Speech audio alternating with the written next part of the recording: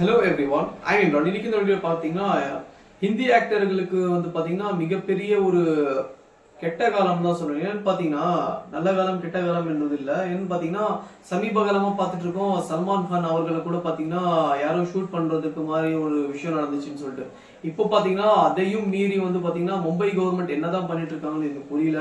ஏன்னா ஒரு ஆக்டருக்கே அவ்வளோ செக்யூரிட்டியா இருக்கக்கூடிய அந்த ஆக்டருக்கே பார்த்தீங்கன்னா அந்த இடத்துல ஒரு பாதுகாப்புன்றது மிக மிக குறைவுல இருக்கு. ஏன்னா சக மனிதன் என்ன முறையில நடமாடுறது ஒண்ணுமே புரியல.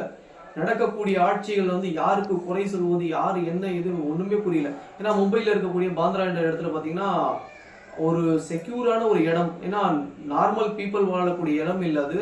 மிகவும் ஒரு இப்ப சொல்லணும்னா சென்னையில பாத்தீங்கன்னா போயஸ் கார்டன் இருக்கக்கூடிய ஏரியா எந்த மாதிரியோ அந்த மாதிரியான இருக்கக்கூடிய ஒரு ஏரியாவுக்குள்ள பாத்தீங்கன்னா மும்பைல அவ்வளோ செக்யூரா இருக்கக்கூடிய ஒரு இடத்துலயே பாத்தீங்கன்னா ஒரு மனுஷன் உள்ள புகுந்து அவ்வளோ ஒரு பெரிய ஆக்டருக்கே அங்க இடத்துல செக்யூரிட்டி இல்லைன்னா என்ன சொல்றது ஒண்ணுமே புரியல. சாதாரண மக்கள் எல்லாம் எந்த அளவுக்கு பீதியில இருப்பாங்க கொஞ்சம் யோசிச்சு பாருங்க. ஏன் இந்த விஷயத்தை இப்போ இவ்வளவு அழுத்தமா சொல்றேன்னா, ஏன்னா சமீப காலமா நம்ம கேட்டுட்டே இருக்கோம், நிறைய ஹிந்தி ஆக்டர்ஸ்க்கு மட்டும் பாத்தீங்கன்னா அந்த கொலை மிரட்டல் வந்துட்டே இருக்கு. இதுக்கு அந்த மும்பை கவர்மெண்ட் நடவடிக்கை தைரியமா எடுக்கணும். ஏன்னா இதற்கு பின்னாடி இருக்கக்கூடியவங்க யாரு என்னன்னு சொல்லிட்டு மிகப்பெரிய ஒரு நடவடிக்கை எடுக்கணும்.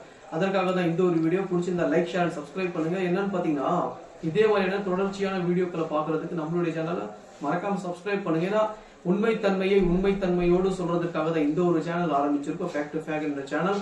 ஏன்னா என்ன நடந்துச்சு விஷயம்ன்றது சொல்றேன் பாருங்க. சைஃப் அலி கான் அவங்களுடைய வீட்டுல பாத்தீங்கன்னா 2 குழந்தைகள் இருக்காங்க. 2 குழந்தைகள் இருக்கும்போது பாத்தீங்கன்னா மதிய நேரத்துல பாத்தீங்கன்னா ஒரு நபர் யாருன்னு அடையாளம் தெரியாத ஒரு நபர் பாத்தீங்கன்னா அந்த இடத்துல அபார்ட்மெண்ட்டுக்கு மேல வராரு. வந்துட்டு பாத்தீங்கன்னா அந்த டோர் ஏன்னா ஈவினிங் மத்தியானம் டைம்ன்றது பாத்தீங்கன்னா கொஞ்சம் சைலண்ட் மூமெண்டா இருக்கும்போது பாத்தீங்கன்னா வேலை செய்யக்கூடிய ஒரு வேலையாள் அவங்க வீட்டுல அவங்க வெளியில வராங்க. வெளியில வரும்போது பாத்தீங்கன்னா அவர் அந்த மிரட்டும் பாணியில நடக்கும் போது என்னன்னு பண்றாங்க பாத்தீங்கன்னா அவர்களுடைய அந்த வேலை பெண்களுடைய கையை வெட்டிடுறாரு. வெட்டிட்டு அந்த ரத்தத்துல பாத்தீங்கன்னா அவங்க பயந்துட்டு அவங்க கூச்சலிடும் போது பாத்தீங்கன்னா சைஃப் அலி கானுடைய 2 குழந்தைகளும் மனைவியும் பாத்தீங்கன்னா வீட்டுக்குள்ளேயே இருக்காங்க. அந்த நேரத்துல பாத்தீங்கன்னா சைஃப் அலி கான் ஏதோ சத்தம் கேட்குதுன்னு சொல்லிட்டு வெளியில பாக்குறாரு. பார்க்கும்போது பாத்தீங்கன்னா இந்த மாதிரி ஒரு மனுஷன் செஞ்சுட்டு இருக்கும்போது அவரை அட்டாக் பண்ணணும்னு சொல்லிட்டு இப்போ மூவிஸ்ல பாக்குற மாதிரி பாத்தீங்கன்னா யாராலையும் உண்மையான எந்த விஷயமும் நடக்காது. ஏன்னா பாகுபலியில பாத்தீங்கன்னா அந்த கிரீடம் தூக்குவதா இருக்கட்டும், ஒரு 10 பேர் அந்த KGF படத்துல வர அந்த சீன்ஸ் மாதிரி எல்லாம் இருக்காது. ஏன்னா அதெல்லாம் சும்மா ஒரு பில்டப் தான். அதெல்லாம் அந்த மாதிரி ரியல் லைஃப்ல ஒரு மனுஷனால செய்ய முடியாத உதாரணம் இதுதான். ஏன்னா அந்த செக்யூரான ஒரு இடத்துலயே இந்த மாதிரி ஒரு விஷயம் நடந்தது எனக்கு ரொம்பவும் சந்தேகமா இருக்கு. என்ன நடந்துச்சு பாத்தீங்கன்னா அந்த பெண்மணியை கையை வெட்டினதுக்கு அப்புறம் பாத்தீங்கன்னா அந்த பெண்மணி கூச்சலிட்டும் போது பாத்தீங்கன்னா சைஃப் அலி கான் வெளியில பாக்குறாரு. பார்க்கும்போது ஒரு நபர், அடையாளம் தெரியாத ஒரு நபர் நின்றுட்டு இருக்காரு. அவரை பார்த்துட்டு பாத்தீங்கன்னா அவரை தாக்க முன்படும் போது பாத்தீங்கன்னா அவரை தாக்கிட்டு இந்த கழுத்து பகுதியில பாத்தீங்கன்னா அவரை குத்தி இருக்காரு. அந்த குத்துன விஷயம் பாத்தீங்கன்னா 6 முறைக்கு மேல குத்தி இருக்காரு. அந்த கத்தி கூட அந்த இடத்துலயே உடைஞ்சிருக்கு. அப்படின்னா எந்த ஒரு வன்மத்துல அவங்க செஞ்சிருக்காங்கன்னு சொல்லிட்டு மறக்காம நீங்க கமெண்ட் பண்ணுங்க. ஏன்னா இதே மாதிரியான விஷயம் ஒரு அவ்வளோ பெரிய ஒரு ஆக்டருக்கே அந்த இடத்துல ஒரு செக்யூரான ஒரு விஷயம் இல்லைன்னா சாதாரண மனுஷனுக்கு எல்லாம் என்ன செய்ய முடியும் சொல்லுங்க.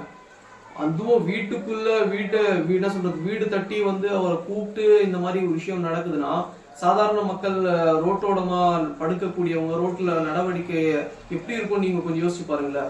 ஏன்னா இங்க இருந்து போயிட்டு தமிழ்நாட்டுல இருந்து மும்பைக்கு ஒர்க் பண்றோம்னு போகக்கூடியவங்களுக்கு மனப்பான்மை எப்படி இருக்கும், என்ன எதற்காக எதுன்னு சொல்லிட்டு அந்த கவர்மெண்ட் மறக்காம நடவடிக்கை எடுத்து மக்கள் மத்தியில் வெளிப்படுத்தினாதான் மக்களிடையே இருக்கக்கூடிய அந்த பீதி போகும். அதற்காக தான் இந்த ஒரு வீடியோ. இதனுடைய ஒப்பீனியன் நீங்க மறக்காம கமெண்ட் பண்ணுங்க. பிடிச்சிருந்தா லைக் ஷேர் அண்ட் சப்ஸ்கிரைப் பண்ணுங்க.